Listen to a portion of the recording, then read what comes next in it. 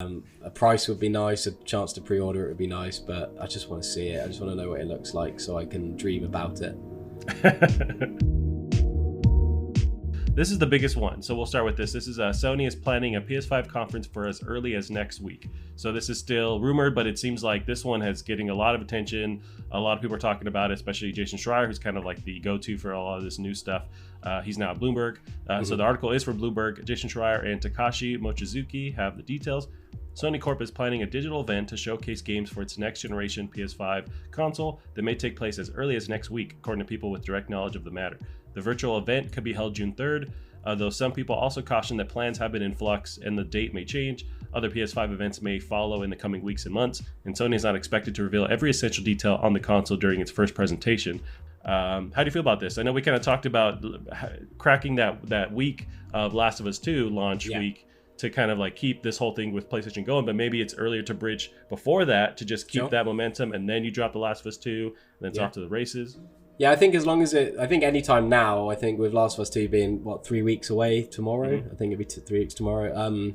I think any time now would be, between now and then, would be, enough to really like own the floor for the next couple of months. Because obviously they've got Last of Us 2 coming in June, they got Ghost of Tsushima coming in July, so any time between sort of now and I'd say Last of Us 2 would just mean that they would hold the floor for a long time.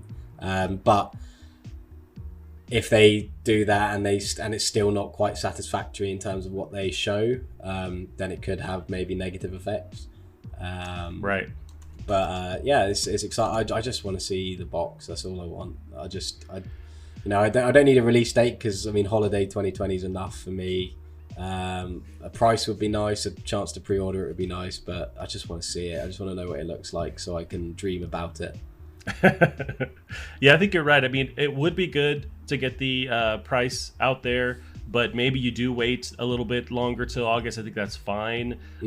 I would rather it be with a launch or released along with the the box itself with this PS5 event. But at the very least, if you give us the box, then that just gives us more time to like pick it apart, to theorize about it, to see what that box means for. Because I imagine the design hopefully is going to be more unique. We're going to pick that apart. So like it just kind of this trickle information gives us more time to chew on something before we get that initial price. And it seems like price wise, this thing, at least rumored, what they've been talking about on the sidelines is that it's going to be priced a little bit, or hardware wise, it's going to be something that's not as powerful as the Xbox One X. So maybe it's something that's going to be priced a little bit cheaper, or at least the very same price, as Xbox X, and that seems to be like $500 range.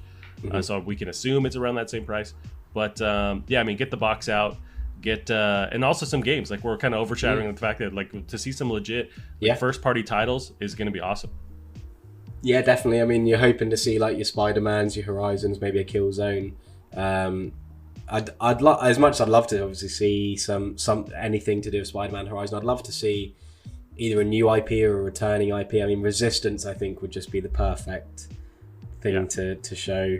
Because can you imagine they could show like even if it's a new Resistance for PS5 and then tail that with and the remastered trilogies coming on PS4 or something. That would just make me cry with happiness. But yeah, it's really exciting. I just want to see some things now. But more than all of that, I want Resistance remastered trilogy. That's more important. Yeah, that one, Resistance or a Killzone, like bringing that franchise back. They need to have their ducks in a row with launching with like they have a shooter that's competent to compete with. They need a shooter. Yeah, and Halo Infinite's launching with the Xbox One X. You have to have that thing to compete. So launch with something like that. Launch with, or at least in this event, maybe you tease the next the next Horizon Zero Dawn. You tease the whatever Insomniac's working on with Spider-Man. I feel like it's not too early to tease these things, just to get you, because you're trying to get people on board to adopt to PS5, and so you want to kind of put these teasers. I think it's still too early to see the next God of War project, even as a teaser. That's got to be like maybe 2 years into the PS5's timeline, but. You want to kind of drum up the hype. This is the time to do it.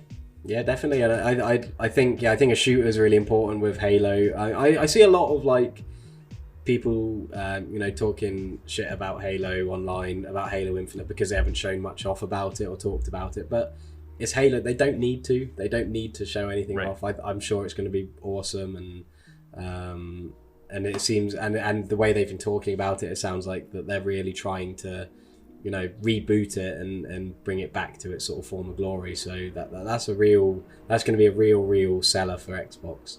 And yeah, and PlayStation have to try and match it in some way if they want to, you know, stay on top in terms of sales, because Halo is a console mover. So they need a Killzone or Resistance or something, because Killzone and Resistance are both great shooters, especially with Shadowfall. I mean, I know people weren't too keen on Killzone 2 and 3. I loved them, but Shadowfall was just something else, and Resistance are, for me, probably my favourite first-person shooter games, especially the third one.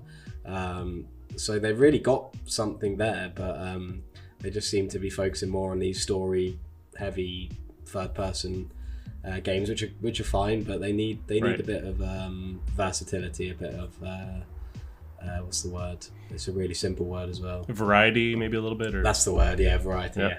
Because I'm way smarter than you, Callum. We've already established. Yeah, no, definitely. Yeah, sometimes my brain just goes and just turns off.